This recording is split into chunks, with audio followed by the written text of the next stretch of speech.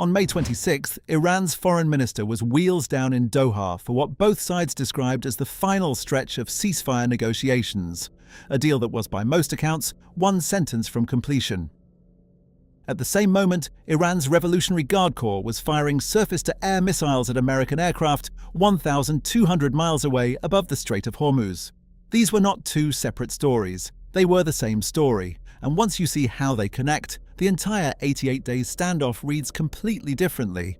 The most important piece of real estate in this conflict is Bandar Abbas, a port city on the northern shore of the Strait of Hormuz, sitting on the edge of the world's most strategically significant waterway.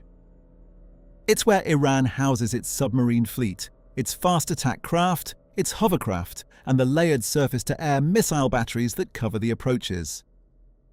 Tehran has never needed to actually close the strait. The credible threat of doing so has always been enough, and Bandar Abbas is Iran's hand on that throttle. The current standoff is in its 88th day. And for most of it, the confrontation has been concentrated here. Small boats, drone sorties, a slow drip of kinetic probing designed to test American rules of engagement under ceasefire conditions. On May 25th, US Central Command confirmed that American forces had struck two IRGC naval vessels caught laying mines in the strait. Both boats were destroyed. Within hours, the SAM sites near Bandar Abbas activated their tracking radars and started locking onto American aircraft operating in the area. Then the IRGC issued a press release. Iran's Aerospace Command claimed 3 separate air engagements in the hours following the mine-laying incident. 1. They shot down an MQ-9 Reaper drone. 2. They fired on an RQ-4 Global Hawk, one of the most sophisticated unmanned reconnaissance platforms in the American inventory. 3, and this is the one that matters, they said they fired a surface-to-air missile at an F-35 Lightning II, the most advanced combat aircraft currently flying, and that the jet fled Iranian airspace after the engagement. The statement contained no radar tracking data, no wreckage, no corroborating imagery. The US did separately confirm that IRGC batteries had fired multiple surface-to-air missiles while American aircraft were in the area. But what the IRGC press release doesn't address, and what's worth asking, is what happened to those batteries after they fired. That silence is the tell. The F-35 isn't primarily a fighter jet. It's a flying signals intelligence and electronic warfare platform that also carries weapons.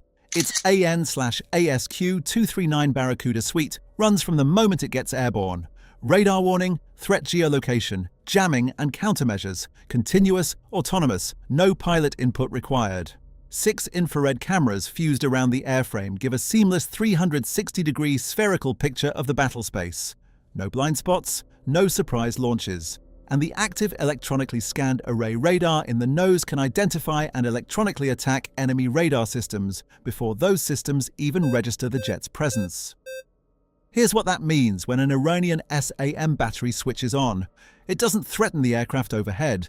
It broadcasts its own exact coordinates to every signals intelligence platform in the theater.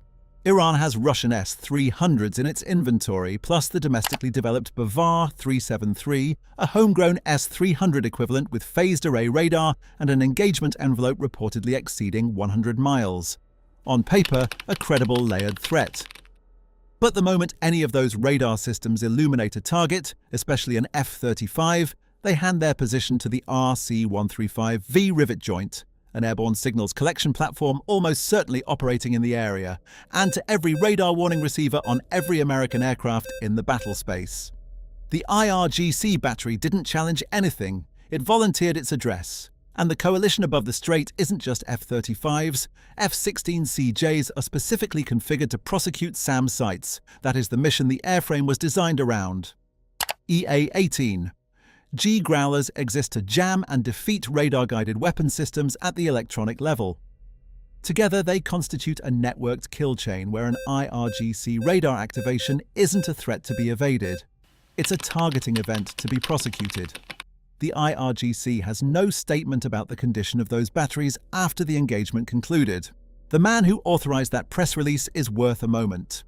Brigadier General Sayed Majid Mousavi became commander of the IRGC Aerospace Force on June 14, 2025, because his predecessor, General Amir Ali Hajizadeh, was no longer available. He's been running Iran's entire air defense network for less than 11 months. On the same day his batteries were firing at American aircraft above the strait, he posted on X that negotiations with the United States amounted to a pure loss. This is not a peripheral figure. He controls every SAM launcher, every ballistic missile, every drone in Iran's arsenal. When the IRGC Aerospace Force commander publicly calls diplomacy worthless at the exact moment his government's foreign minister is boarding a flight to Doha for ceasefire talks, that is not a miscommunication. That is an institutional position delivered in real time. Mousavi spent 11 months watching the treaty process unfold. He watched it fail to protect his predecessor. His conclusion is that radar locks outlast signatures. But that raises the question that reframes everything. Is Mousavi freelancing, or is this coordinated? Look at the full 48-hour picture. 2 IRGC boats get caught laying mines and destroyed. SAM batteries near Bandar Abbas lock onto American aircraft and get neutralized. The IRGC Aerospace commander publicly declares negotiations a failure. The Supreme Leader posts a direct threat to Qatar, Bahrain, and the UAE, warning every Gulf state hosting American forces that they will no longer serve as shields for US bases. Iran's foreign minister lands in Doha. Every element of that sequence produces the same output: American military responses that Iran can walk into the negotiating room and present as evidence of US aggression. This is not a military strategy. It is a filing system. Every mine boat destroyed is a document. Every SAM site neutralized is a document. The press release goes into the record regardless of whether the underlying claims hold up. The Supreme Leader's threat to Gulf partners shrinks the political comfort of American regional basing. A smaller US footprint in the theater means a weaker hand at the table. The missiles, the mines, the threats, the press releases, all of it aimed at the conference room in Doha, not at the aircraft overhead. Iran has spent 4 decades perfecting this. By most serious readings of the historical record, it has rarely won a sustained conventional military engagement and rarely lost a negotiation. The boats are at the bottom of the strait. The SAM batteries near Bandar Abbas have likely gone permanently dark. But in Doha, Iran's delegation arrived with a dossier of American escalation. The military scorecard doesn't matter. The Doha scoreboard does. The aircraft over the strait are still flying. The talks in Doha are still running.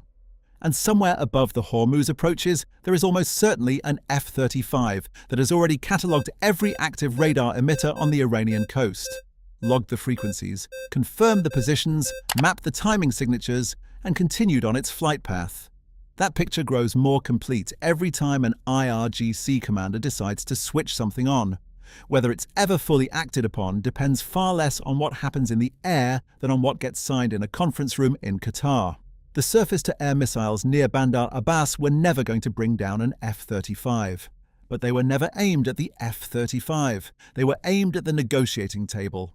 If you want to understand how Iran converts military defeats into diplomatic leverage, the full history of how Tehran has done this going back decades, that's what the next video covers. It's worth watching before the next round of talks.